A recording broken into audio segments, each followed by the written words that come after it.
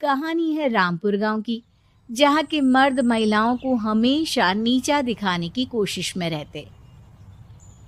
अरे अभी तक खाना नहीं आया, क्या मुझे एक और शादी करने की जरूरत है? नहीं जी नहीं, ऐसा मत करना, वरना मैं कहाँ जाऊंगी। खाना लेकर मैं अभी आई जी। गांव की पंचायत में भी फैसले हमेशा औरतों के खिलाफ ही रहते। मैं जो फैसला सुनाता हूँ वो भगवान की आज्ञा होती है। इस लड़के ने अपने मन से शादी करके अच्छा नहीं किया। लड़के को घर भेज दो और इसकी शादी इसकी जाति की किसी लड़के से करवा दो। लेकिन ये लड़के, इसे तो गांव के बाहर निकाल दो। नहीं नहीं जमींदार साहब, ये क्या बोल रहे हैं? ऐसा नहीं हो सकता। मेरी बेटी मासूम है, इसे अच्छे बुरे की समझ नहीं है। अरे कहाँ जाएगी ये बेचारी? कहाँ जाएगी? इतनी चिंता है तो पूरे परिवार का गांव निकाला कर देते हैं। बेचारे पूरे बसे बसाए परिवार को गांव छोड़ना पड़ता है।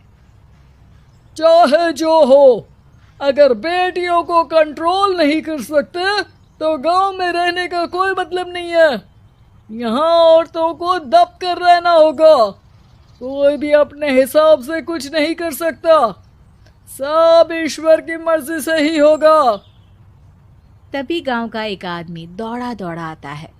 सरपंच साहब, जमींदार साहब, वो कालिया है ना, उसकी बेटी पढ़ने के लिए शहर जा रही है। अच्छा, ये कब हो गया? और कालिया की हिम्मत कैसे हो गई ऐसा करने की? लेकर आओ उसे और उसकी बेटी को। बस फिर क्या था, हाजिर हो जाते हैं कालिया और उसकी बेटी सरपंच के सामने। और कालिया, ये क्या सुनने में आ रहा है? बेटी को इंजीनियर बना रहा है तू?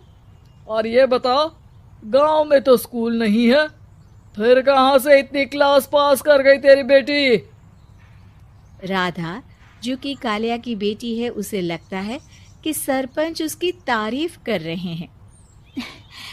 सरपंच जी, मैंने ऑनलाइन पढ़ाई की है, डिस्टेंस लर्निंग से। सभी में मैंने अच्छे नंबर पाए हैं, जिसे देखते हुए शहर की इंजीनियरिंग कॉलेज में मुझे स्कॉलरशिप मिली है। वाह जी वाह, क्या होती है ये? पहले तो ये बताओ, फिर आगे की बात करते हैं। पूरा गांव राधा की बात सुन रहा था और राधा बोलती जा रही थी। तो ऐसे मैं फ्री में एक अच्छी शिक्षा लेकर गांव में जो कुछ परेशानियां हैं, जैसे बिजली, पानी और इंटरनेट जैसी समस्याओं के लिए काम करूंगी। मैं गांव को शहर से जोड़ने के लिए पुल का निर्माण करवाने का प्रस्ताव रखूंगी। मुझे पूरी उम्मीद है कि जल्द ही हमारा गांव भी तरक्की की राह पर चल पड़ेगा। राधा की बात सुनकर सारे गांव वाले ताली बजाने लगते हैं। सरपंच को समझ नहीं आता कि वो क्या करे। चुप रह नादान लड़की, गांव के खिलाफ जाने के लिए तुझे गांव से बेदखल कर दिया जाएगा, वो भी पूरे परिवार के साथ। और हाँ, अगर ठीक से गांव में रहना चाहती है तो ये पढ़ाई लिखाई छोड़ दे। हम तेरे लिए गांव का कोई होनहार लड़का देखेंगे। तभी गांव का एक आदमी बोल पड़ता है। अरे नहीं नहीं सरपंच जी, राधा बिटिया जो बता रही है, अगर वैसा हो जाए तो हम लोगों को पैसा कमाने के लिए बाहर नहीं जाना पड़ेगा। हाँ जी, और ना ही कोसों दूर पानी के लिए भटकना पड़ेगा। हमारे बच्चे भी अच्छी पढ़ाई कर सकेंगे और आगे बढ़ेंगे, ना कि हमारी तरह खेती करते बैठेंगे। क्यों गांव वालों, राधा बिटिया का साथ देना चाहिए ना। सरपंच देखता है कि गांव राधा के साथ है तो वो चुप हो जाता है। वो घर आकर अपने सलाहकार से बात करता है, जो बहुत ही चालाक किस्म का इंसान होता है। अरे सरपंच साहब, आपको बहुत ही होशियारी से काम लेना पड़ेगा। एक बार गांव तरक्की कर गया, यहाँ के बालक पढ़ लिए तो कोई ना पूछेगा आपको। और फिर ये जो बेटा और बेटी है ना आपके, इनको भी आम लोगों की तरह ही जीवन जीना होगा। हाँ, लेकिन करे तो क्या करे? वो ना आप मुझ पर छोड़ दीजिए, बस मैं जैसा बोलूं करते जाइए। अगले रोज सुबह जब गांव वाले सोकर उठते हैं तो राधा के घर के बाहर और साथ ही वो लोग जिन्होंने राधा का सपोर्ट किया था उनके घर के आगे लाल रंग से कल आऊंगी लिखा होता है। कल आऊंगी, ये क्या होता है? अरे यह तो खून से लिखा है, लगता है कोई भूत प्रेत या चुड़ैल का साया है। चलो सरपंच जी के पास चलते हैं। सभी सरपंच के पास जाकर उसे सारी बात बताते हैं। और ये तो बड़ी मुश्किल की बात है। चलो, मैं एक बाबा को जानता हूँ, उन्हें बुला लेता हूँ। सरपंच बाबा को लेकर गांव के घर के बाहर जाता है।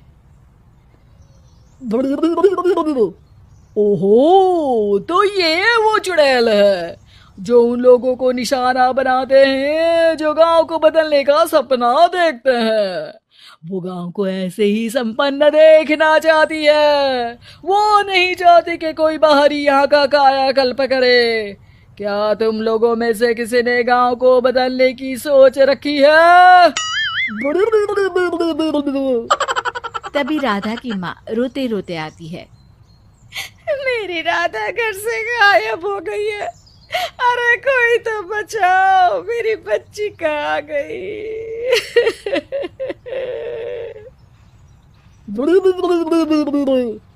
ले गई वो चुड़ैल, तेरी बच्ची को ले गई। अब वो उसे श्रापित करके छोड़ेगी, उस पर चुड़ैल का साया हो जाएगा। तभी बुरी सी हालत में राधा भी वहां आ जाती है। उसके बाल चुड़ैल की तरह फैले होते हैं और कपड़ों में खून लगा होता है। सभी राधा को देखकर डर जाते हैं। माँ, पता नहीं मुझे कौन उठा कर ले गया था। अरे दूर दूर हो जा चुड़ैल, अब हम लोग इस गांव में नहीं रुकेंगे। अरे कैसे बातें कर रहे हैं आप? कल तो आप मेरे भरोसे गांव का हुलिया बदलने, अपने बच्चों को पढ़ाने और तरक्की उन्नति की बात कर रहे थे, तो आज क्या हो गया आपको? ये फिर तुम लोगों को बहकाएगी। ये चुड़ैल गांव में आ चुकी है, ऐसे ही ये तुम्हारे घर के बच्चों को भी ले जाएगी। गांव वाले राधा को गांव से बाहर निकाल देते हैं। उसके माँ बाप रोते रहते हैं लेकिन गांव वाले नहीं मानते। मैं भी अपनी बहन के साथ गांव के बाहर रहूंगा, लेकिन वो पढ़ाई नहीं छोड़ेगी। वहीं सरपंच के घर पर सलाहकार कहता है। देखा, सांप भी मर गया और लाठी भी नहीं टूटी। लेकिन अगले ही दिन सरपंच के घर के बाहर भी वही शब्द लिखे होते हैं और फिर सरपंच की बीवी कहती है, हमारी बेटी को किसी ने अगवा कर लिया है। तभी राधा का भाई वहां आ जाता है। अरे गांव वालों, मैंने सरपंच जी की बेटी को देखा था। वो चुड़ैल उसे उठाकर ले जा रही थी। अरे क्या मजाक कर रहे हो? नहीं नहीं सरपंच जी, आप नहीं जानते। वो चुड़ैल अब आपकी बेटी में आ जाएगी, जैसे राधा के अंदर आ गई थी। तभी सरपंच की बेटी वैसी ही हालत में वहां आती है जैसे राधा आई थी। पापा, पता नहीं कैसे मैं गायब हो गई थी। चुड़ैल, इसके अंदर भी चुड़ैल का साया है, मारो इसे। अरे नहीं नहीं, इसे भी राधा के पास गांव के बाहर ही भेज दो। अरे चुप रहो, मेरी बेटी कहीं नहीं जाएगी और चुड़ैल वुड़ैल कुछ नहीं होता है। अरे कैसे बात कर रहे हो सरपंच जी? आप तो बोल रहे थे कि आपका फैसला भगवान का ज्ञान होता है, तो अपने पर बात आई तो अब आप ऐसे बोल रहे हैं। अरे ना ना ना, आपको अपनी बेटी को त्यागना ही होगा। अरे बुलाओ बाबा को। राधा का भाई बाबा को ले आता है, जिसे अब गांव वालों के डर के कारण सच बोलना पड़ता है। मैं कोई बाबा नहीं हूँ, मैं तो मोची था। ये सलाहकार महोदय ने मुझे कहा था एक्टिंग करने को। अब वो मुझे पैसे देने वाले हैं। अब मुझे माफ कर दो। गलती हो गई, मुझे माफ कर दो।